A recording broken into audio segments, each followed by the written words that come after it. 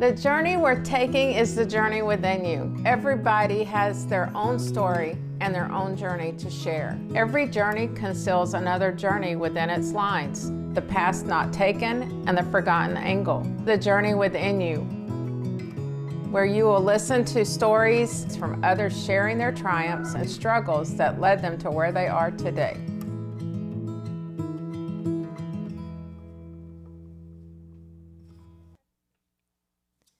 Welcome to the journey within you. Today I have a special guest, Babette Seals, and I am so privileged to have this lady with me today. She is 58 plus years. She has been married 37 years to the love of her life with a few bumps in the road. She had suffered for years with chronic pain, depression, anxiety. She has a passion for spouses of families of military and law enforcement. She enjoys the beach. Oh, we love the beach. Knitting, crocheting, spending time with family and friends. She has been a leader and involved in several organizations, and I look forward to hearing about some of those. She loves the ability to give not only to others, but also to herself. The world is full of miracles. This is her mantra, and she lives by it. Babette, welcome. Thank you. I'm so privileged to be here and really appreciate you, Laura. I'm just thrilled to have you on here with me. I'm really excited. This is the first time I've ever been on a podcast. So if I stumble ever, you'll know why. Well, this is fun because, I'm new in the podcast world, and I love that most of the people I've been asking, this is their first time. So it's fun. We'll make it fun. Oh, yay. Okay. So, do you just want me to go into? Yeah, just tell me about where you started. Where did you come from? Okay, I was raised in Ohio, up in the northeast part of Ohio. I have a brother, and he was my first best friend. Aww. And then, I think as you get older, you see your parents in a different light. Mm-hmm. But when I was growing up, my mom was not the kindest at times, and so I decided then that I'm going to try to beat that, like to be kind and just listen, And when we're children and we are told, it's because this way, you be quiet, you shut up, that kind of thing. Mm-hmm. That into your adulthood, Mm-hmm. and that's what I did. And so for a long time, I just was quiet about everything. I didn't like to talk about stuff. I mean, I talked about stuff to my family and close friends, but people don't really know me because I just haven't ever opened up. Embarrassed. Yes. Mm-hmm. I think when you have that mental stuff going on when you're growing up, you become codependent. You become, you don't know how to set boundaries. Mm-hmm. Mm-hmm. Your communication skills are just not where they should be. Mm-hmm. It's hard to learn when you don't have parents that nurture that communication. It's hard to learn that as an adult. Yes. What was it like in school when you were, knowing how you were at home and the struggles you had at home? How did you relate in school? Did you have friends, or were you kind of off to yourself, or? Both. I had friends. I had like 3 really good friends, and then I had, friends, and it's nice. I went to a small high school in Ohio, and we had like 80, I'm not sure if it was 80 or close to 100 people. We had the biggest graduating class yet. Oh. So in that little high school. Mm-hmm. Mm-hmm. So we knew each other, and but people didn't know what was going on at home. Right. You didn't let them in to know what was happening. We become pros at hiding them not talking about it. Right. And even back then when there wasn't social media or cell phones or anything, you still become pros about hiding your hurts, Did you have friends over to the house, or were you kind of limited at that? Well, my really close friends came over to the house very rarely. I Mm, don't remember having anyone spend the night, but yeah. I remember I was able to spend the night with a couple people. Right. You would And go somewhere. Yeah. yes, and I just didn't ever trust that things were not going to be volatile at my house. Mm, So I never really even asked yeah. for people to come over. You don't want to put And yourself in that situation, then have to explain it to everybody. Right. right. Mm. And now that I'm older and have been through some life experiences and stuff, I understand that my parents did the best they could with what they had. Right. You know, my I mean, I think when you come from a family of abuse, Mm-hmm. that you just need to look at the generations Mm-hmm. because that's exactly what was going on. I Mm, mean, my mom came from a family who her mom was an orphan, mm. and because of that, she didn't know how to raise a child. Heck, she didn't even know how to have a family. Right. Right. It You carried on know? through. Did some atrocious things to my mom. Well, Mm-hmm. my mom never did that to me, but she just her um verbal abuse or verbal connotations Mental were abuse. Yeah. were I don't think she did it on purpose. Heck, I don't even think she knew what Right. she was doing. And I most think don't. Most don't. They don't see it. Even if you try to tell them and explain it to them, they're like, I didn't do that. This is just their norm. right. And like I said, I believe my mom did the best she could with what she had. Mm, She was never taught those things, and so right. how was she to teach? What about your I'll tell you, dad? What about your my dad? it was like my dad was my savior. Mm. He fun. I used to show horses. Oh, Um, and I mean, he made sure that horse was clean. Its hooves were polished, all my tack. I mean, I oiled my tack and everything, right, but right. But he was your helper. He loved to be a part of that with you. yeah. And my mom would go to some of the shows. Mm-hmm. It just wasn't a thing. And I think it's because she was very shy. She was Oh, very awkward. And she didn't know how to like just be with the crowd. right, right. And She, so my dad, he had the best hugs and oh, you know the best he seemed to always understand. right, And right. Without having to say a word. right. Yeah. And I think that siblings, they're raised by the same parent but Mm-hmm. not the In the same same way. in the same way because the Right. parent older, like I'm the oldest. Are you? It's, I feel like my parents were learning with me Mm-hmm. and then Mm-hmm. long, and he doesn't have the same experiences as I do. He has some of them, Right. but And he he's a he was boy too, so it's different. right. Mm-hmm. And he was close to my mom, and I'm not saying I wasn't close to my Right, mom. right, right. There's just a different structure of Right. how things operated between you two. So, Uh-huh. so you graduated from high school, which is a big accomplishment when you're feeling stressed in a family. A lot of people give up; they don't keep moving forward. So you graduated from high school, and then did you move on to college? I did. I started at Kent State University in Kent, Ohio, Uh huh. and people relate the Kent State shootings to that. Yeah.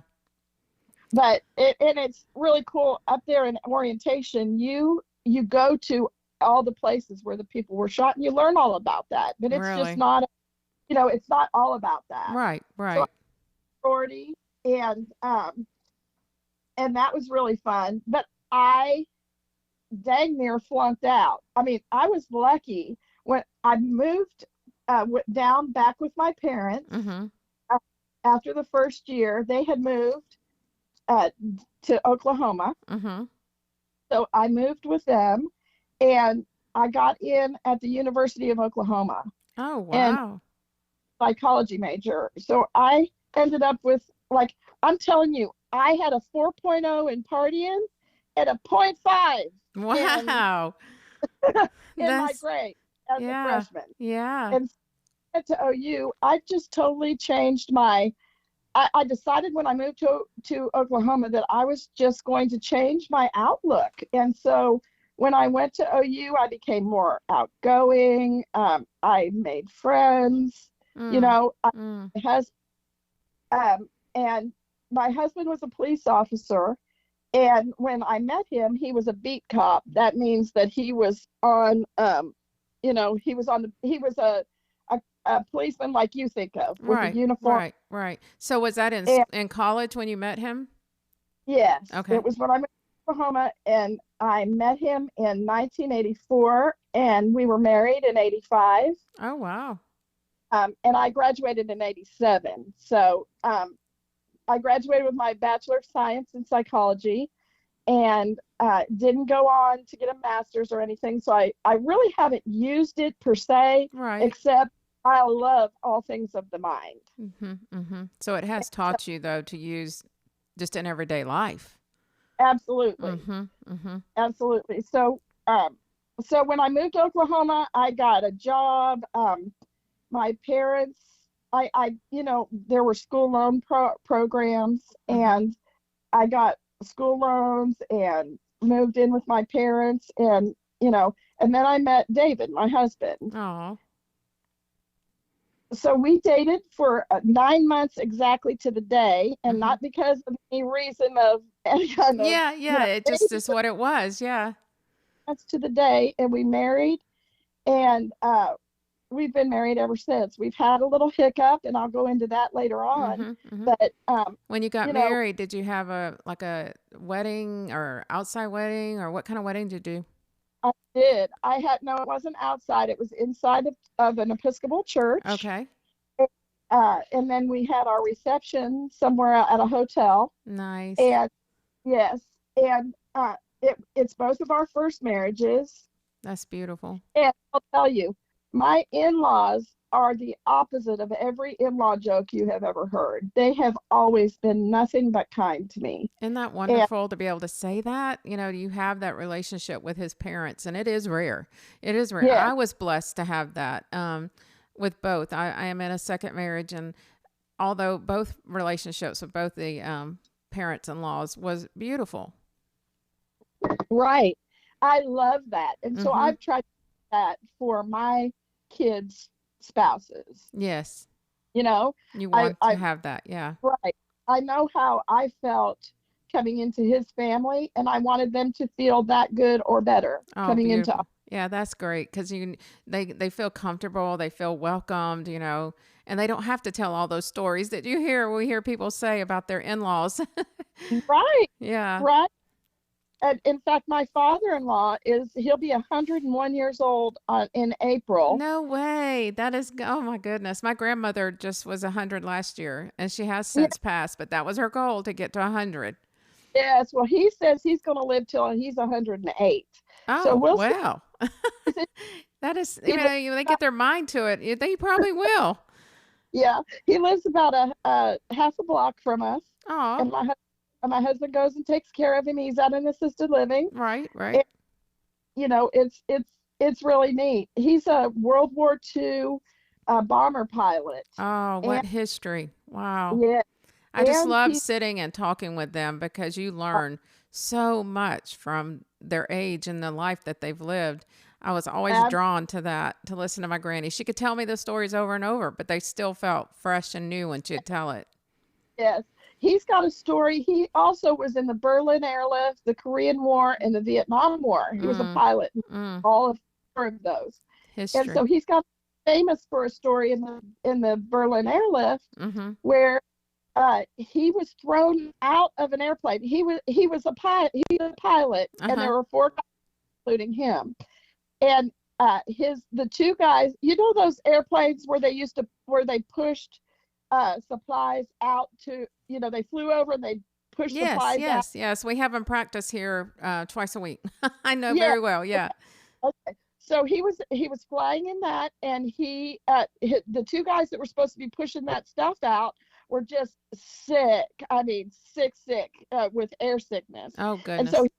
no, we're getting these supplies to the men, Mm-hmm. and so he he went back and put on his parachute, and he started pushing the stuff out while his co-pilot was flying. Mm-hmm. All of a sudden, the plane fishtailed and dipped, and he He went out. out. He fell out with a load. Oh my So he goodness. happened, and he'll tell you. I said, well, Fred, what what were you thinking? He said, I was trying to think, am I going to fall on the north side or the south? That's too funny. And he's not worried about pulling the parachute or whatever. Okay, I need to be Oh, on the right side when I fall. he was only 400 feet up, so that parachute really Yeah, was. yeah, not too But far up. But so, anyway, so so when all of a you, sudden, all of a sudden that plane fishtailed again, and he fell back in wow. with the on top of his ankle. And Oh, so he went up and tapped the pilot because they had said, well, we've lost Seals. yeah, He's gone. Well, he went up and tapped the pilot, and they almost fainted. yeah, It's a really cool story. It's that on. is. If you follow me and you just put in hashtag Fred Seals pilot, Uh-huh. you will be able to see his stories. They're Oh, pretty good. cool. I'll have to look that up. I like to Yeah. read that. So go back to So college. You I, graduated for college, I and did. I then, graduated but you were college. married and doing this all at the same time. So did you guys have a home or apartment or? We did. We bought our first home, Mm-hmm. and people are complaining about the interest rates today. Mm-hmm. Our interest rate was 13.6, girl. Oh my goodness. Yeah. And No that was on complaining here. a VA loan. Right. That was on a VA loan, and it was Mm-hmm. just wild. But yes, we bought a little house, and we got our first dog, and then we started about a year later. We started trying for a baby, Oh. and get pregnant, and then all of a sudden I was pregnant, Mm-hmm. and when I walked across the stage to get my diploma, I was 5 months pregnant with our first dog. Oh, and I just love though that you kept moving forward. You finished your Right, degree because a lot of people they get married and life takes over. And so they're like, right, I can't do this. I'll just put it off. And a lot of people do that. And then they try to go back and finish their degree. But you right. didn't. You kept moving forward. So you got your degree while you're 5 months pregnant. And now you've got Yes, your degree and now ready to be a mama. right. And so I was being a mama, and I went to work for a doctor, Mm-hmm. and uh, my husband was transferred down to the southern part of our state. My husband got another job. Mm-hmm. He was with the state law enforcement agency, the State Bureau of Investigation, Uh-huh. kind of like the FBI, only for the state. Okay, Right. he investigated murders and did polygraphs and that kind of thing. So he was transferred down to the southeast part of our state, and I decided that I was going to stay back and still work because I was making more money than he was. Oh, wow. Well, one night he called me and he said, listen, I've got to go out to the state park here. Everything will be fine. Just, I'll call you when I get home. And I said, okay. That was kind of our normal process, Right, right? right. Keeping in tabs And, with each other.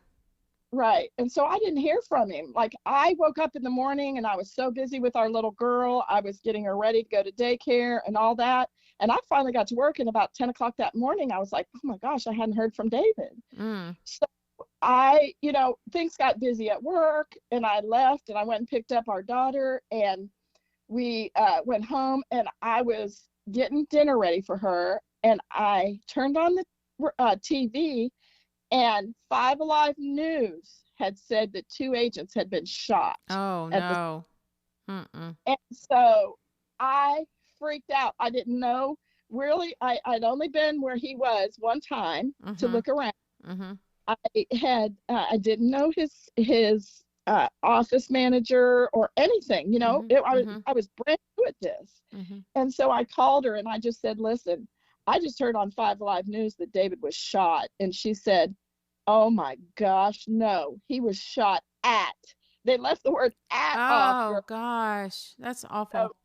and this was the time before cell phones, even before Yeah. pager. Yeah. So you couldn't He even got, keep in touch with each other. right, he Yeah. got a pager after that, but I'm telling you, I was so scared that I was Mm-hmm. going to lose him. And so we rented out our house, and I moved down there. Mm-hmm. And when I moved down there, I got real sick, and I had this huge migraine, and I've been struggling with migraines my whole Mm-hmm. life. Mm-hmm. I had this huge migraine, and so I was like, stupid me, when you're young. Mhm. Anyway, I was drinking wine and, taking meds and all that, trying to get rid of this migraine. And I go into the doctor the next day and he said, Mrs. Seals, is there any way you could be pregnant? And I was like, Oh no. no, no, No took us, way.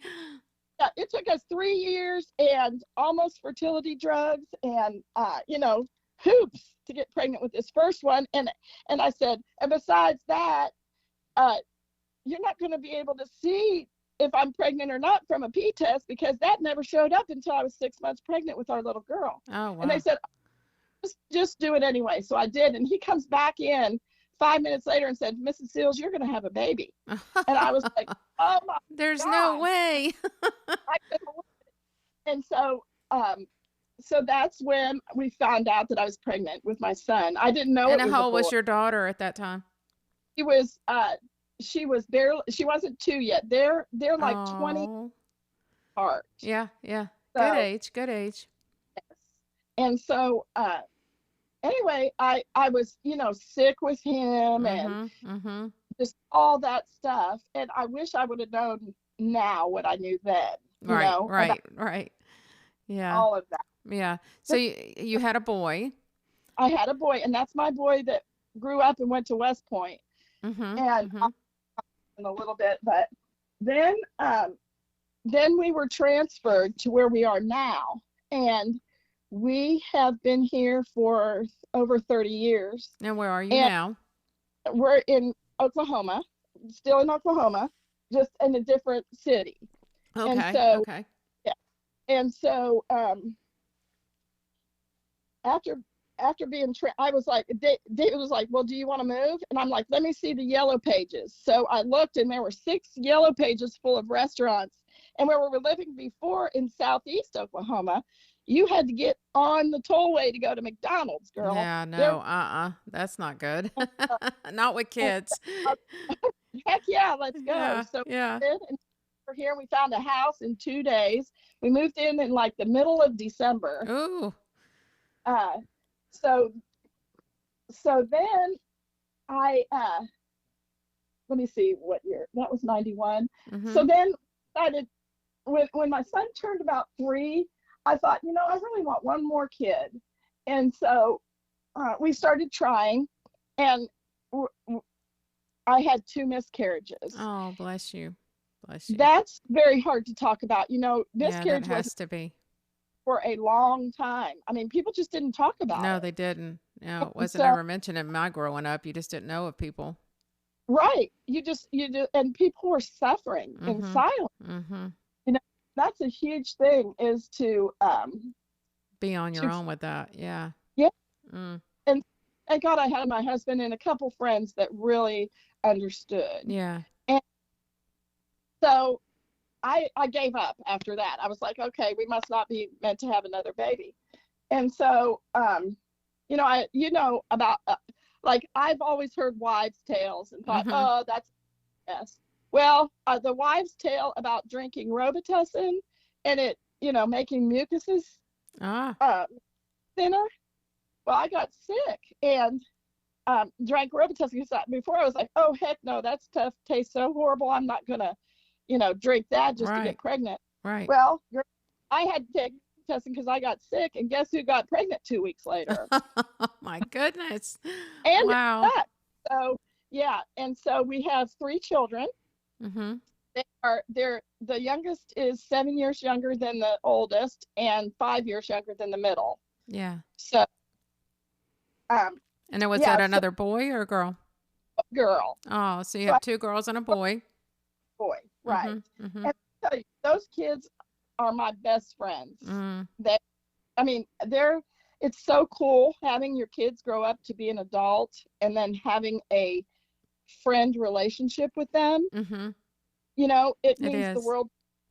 It does. It just means the world to me because I didn't have that with my mom. Right, right. You know, And you want to be and sure and give that back to yours. Now, do they all right, live within close distance to you? um, well, one of them lives in the same town. Another one lives about an hour and a half away, and the baby lives about 6 hours away. Okay, okay. That's not So bad. That's good. yeah, Gives you places to go. right. right. Um, so as you can probably tell, I started really living in fear. I let fear take over. I let fear of my husband's job take over. Mm. What if he was taking away? Mm-hmm. I let I let fear of him in the military take over. I just started being On very private. edge. Yeah. Yeah, on edge and very private. I just didn't share anything with anybody. And, I still had migraines and depression, anxiety, chronic pain, Mm-hmm. all of that. Mm-hmm. And I got lots of medicine, a Mm. lot of. Thank God I was never hooked on it, but I took it a lot. Right. And Right. I, I had what they call a buccal swab because the stuff wasn't working. And I was always, telling them, listen, this isn't working. This isn't Right. working. Right. Come on. We need help here. And there was one that they put me on, and it really did a number. I mean, I was slurring my words and, just not with it. Right. And after that, I was like, listen, you've got to do something. I've got to figure out what's going on and why things aren't working and why this powerful one, Mm-hmm. it was messy, And girl. it's It was doing too much to you. Yeah. right. And so um, I just went in and I said, I need to go in first off to a psychologist to see if I'm addicted to any of this stuff. Mm-hmm. And if I'm not, then we need to figure some stuff out. So I Right. did. I didn't see a psychologist. I saw a psychiatrist. Right. Right. I, um, I was not hooked on it. Maybe looking back, I was probably more mentally hooked on it than I was physically Yeah. because Yeah. when Because you've kept when thinking, I gotta have that. I gotta have that. when they did that buccal swab, it came back that none of those class 3 drugs were working. None. Wow. Except that one, and I was like, I'm not taking that. Yeah. It made me loopy. Yeah.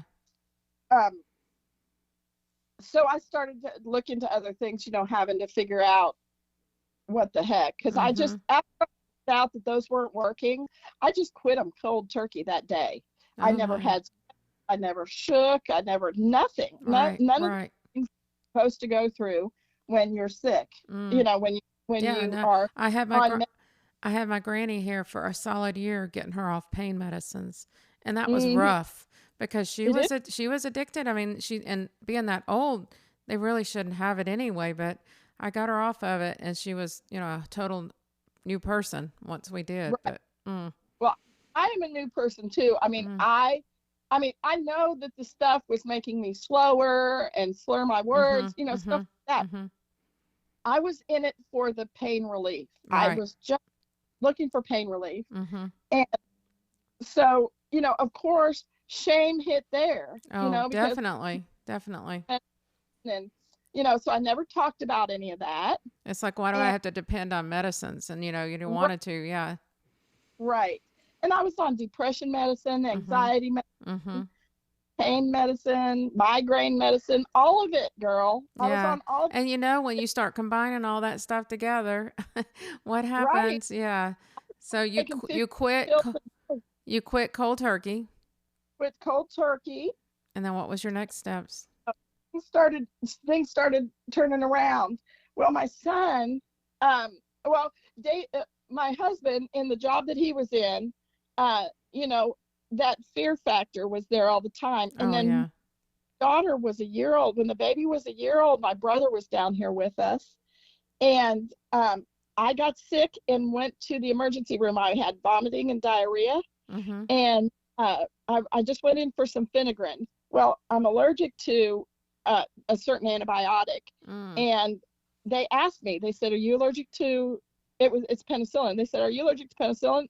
Or when they were putting in the bag of medicine, she said, "You're allergic to penicillin, right?" And I said, "Right." As they were putting in that bag, well, they gave me a derivative of penicillin. Oh And goodness. I had an anaphylactic reaction, and Right. I died Mm. on the on in there on the Mm. bed. Everything shut down except my kidneys and liver. Wow. And so later for 24 hours. And um, that right there snapped me into, listen, the Lord told me, listen, I can take you just as fast as I can take your husband. So quit worrying about it. The timing is Whoa, right. light bulb moment. Goodness, Yeah, yes. and He has a funny way of waking us up, doesn't he? he really does. And Mm-hmm. so from that point on, I listened to that, Mm-hmm. about being afraid with his job. Now, don't think I wasn't No, afraid. I mean we have a sense of worry, but you were driving yourself crazy worrying, making Yes, yourself sick worrying. yes. So, And that was my bring up. I mm-hmm. was brought up to worry. I was brought up to worry. Mm-hmm. When you're coaching on somebody, you're brought up to worry about them, about Mm-hmm. their feelings, about Mm-hmm. their everything. You know that you're the cause of it, Yeah. which isn't really the cause, but you know what I'm saying. Oh, That's I what you're. do. Yeah. Yeah. And so, if So I you came out of the hospital with a came out new with look and at with things. and then the kids had their lives and stuff like that. And my son at ninth grade came and said, I think I want to go to West Point. And I said, oh, really? Like, why? Mm-hmm. Yeah. Why do you want to do this to me? Make me worry more. And so that was his goal. And so we did that and Oh. got a vice presidential nomination because David was at war. And when you have a parent at war, you can get a vice presidential nomination. Right. So Right. he got into West Point and was there for 4 years, graduated, and Nice. he did his 6 years in the Army. And my boy's a Bronze Star winner or a Mm. Bronze Star, but he's never told us Hmm. why, Mm-hmm. you know. Mm-hmm. And I just know that whatever it was, it had to have affected him, and it had Mm-hmm. to have, you know, lots of things. So, when you have a child, this is what I was going to say before is, I thought it was bad when I had to hug my husband goodbye Mm-hmm. for when he went to war. Mm-hmm. But let me tell you, when my son left, Mm. I thought my heart was literally going to stop. Like Mm-hmm. I couldn't breathe. Mm. And it wasn't until he got back that I recognized my body signs, the signs in my body. Right. Like Right. before he got back, when I knew he was in the United States airspace, Mm-hmm.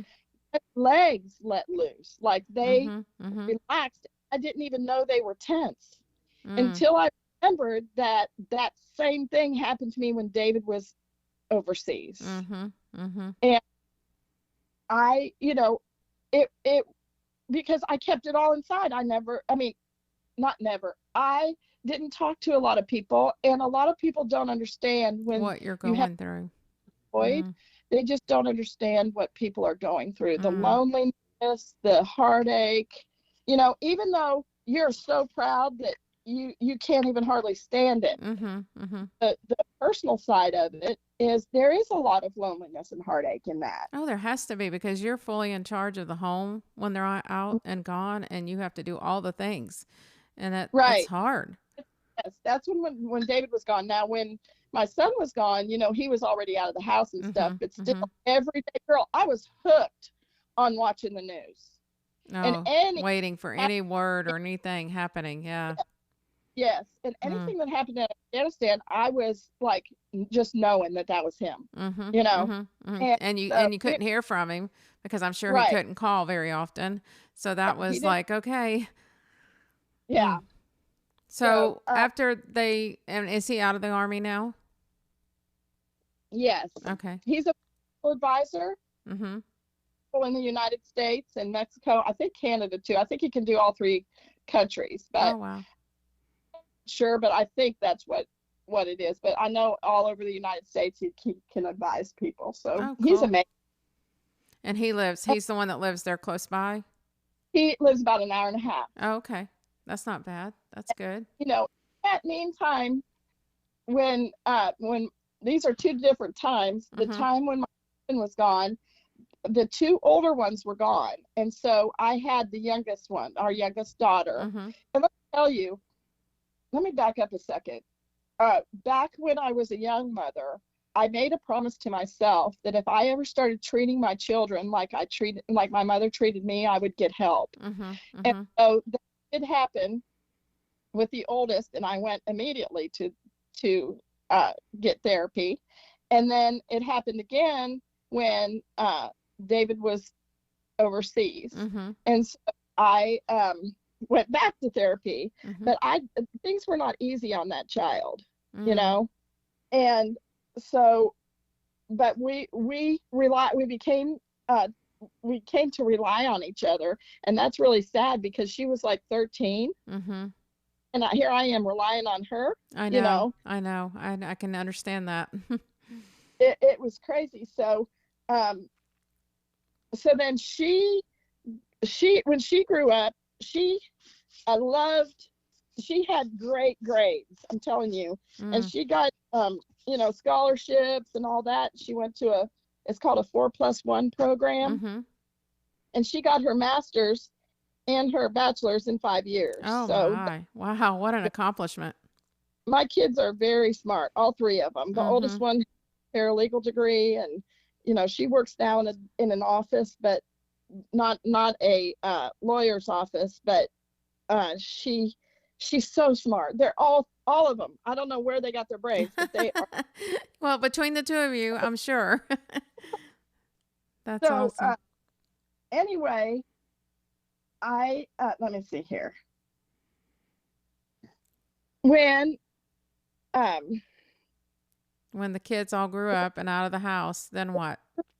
then David and I, uh you know you you don't like I had a hard time knowing him, Mm. you know, not as a dad, but as a husband. I Mm-hmm. mean, we knew Mm-hmm. each other, but you know what I'm saying. Yeah.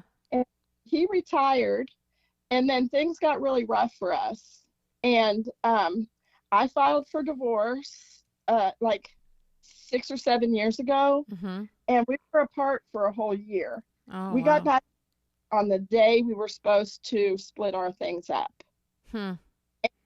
Um, so that was really hard for us. But ever since, like when that happened, I put myself back into counseling. I put myself in Al-Anon, in Bible studies, Mm-hmm. everything to try to Mm-hmm. get myself right. Because Mm-hmm. you know, I started realizing that the things that were really bothering me about him, that was my problem. Right. Like Right. I need to You focus needed on to my fix. Yeah. yes. So I did that, and when we got back together, I learned how to set boundaries. Um, and which is something I never even knew. Right. Which And is most really of us sad. don't, until we go through a lot. Then we realize, hey, we should probably put some boundaries. Exactly. I was Mm-hmm. over 50 years old. Mm-hmm. Probably the book that saved me the most is called Codependent No More Mm-hmm. by Mel Beatty, Mm-hmm. and it was amazing. It was like a Bible almost to me. Mm-hmm. Mm-hmm. And so that it has been really good ever since then. Of course, we have our little spats and Oh stuff like yeah. that. Yeah. But you've Nothing. got a better relationship, probably Yeah. stronger because Yeah. you came back with Yeah. determination. And so that's when I started on my health journey, really. Mm-hmm. I mean, I was already off the pain meds, but I was still having pain, and, I was overweight Mm-hmm. and Mm-hmm. all that. I Mm-hmm. started on my health journey, and I found things that help with inflammation and pain, depression, anxiety, Mm-hmm. all of the things that were wrong with me. Mm-hmm. And that was really neat. And So it's all I thought, natural, a natural way, yeah, that's even better. the natural way. And I'll tell you, Jesus will have to come before I get off of this stuff. It's that good. Amen. I have said the same thing. I'm like, okay, there's nothing else out there that I want to even look at because it works. And we're both on the same company and we both love these products. But Right. I'm so thankful that it's made a difference in your life for you because, pain Girl, is not fun. 40 years I was on antidepressants. 40 years. Oh, that's a long time. Yes. And I just got off of them not immediately when I started this stuff, but I weaned myself off. I don't know that, anybody should really do that, but Right, right. We're not doing any medical advice here, but this is something you personally did. I did. And when I got honest about my journey, that's when I started to heal. Mm-hmm. Mm-hmm. You know, and I really had to look at myself instead of blaming others, blaming my husband, Right, my mom, right. dad, Yeah. all of that. I know that those things happened to me, Mm-hmm. but the blame, the part of it where it's the blame part, that's where I had to really get over myself. Mm-hmm. Mm-hmm. Does that make sense? Right, because we can keep blaming everybody else and nothing will ever change because we're not changing. And until Right, we take the steps to do the change, then that blame can go away. I mean, right, right. I mean, it's just to me, blame and shame, mm-hmm, they wrong reason, you mm-hmm, know? And 100%. so So you're both it retired now? are both retired, except, I work my business, and he takes care of his dad. And then we have a house down on a beach that we go to about once every other month. Oh, that's It's nice. wonderful. Found one down there where we vacations all, we took the kids on vacation for like 25 years. Mm-hmm. And then we sit down there, and then we just bought a house. So What that's beach been is really, that on? it's in Texas. Oh, okay. It's Nice. down south of Galveston. Uh-huh. Uh-huh. So it's about an 8-hour drive for us, which is That's not okay. bad. Yeah. Time together and all of that. Mm-hmm. Um, but I, it's been nice to have a relationship with him that's not um, constantly like going at each other like Mm-hmm. two rams. Mm-hmm. You Yeah. know, Yeah. when I started respecting what he had to say and why he had to say it, Mm-hmm. then that the tables turned, and he did the same for me. You That's know, so good. I And I must have been giving off that wrong vibe mm-hmm. because Mm-hmm. things are way.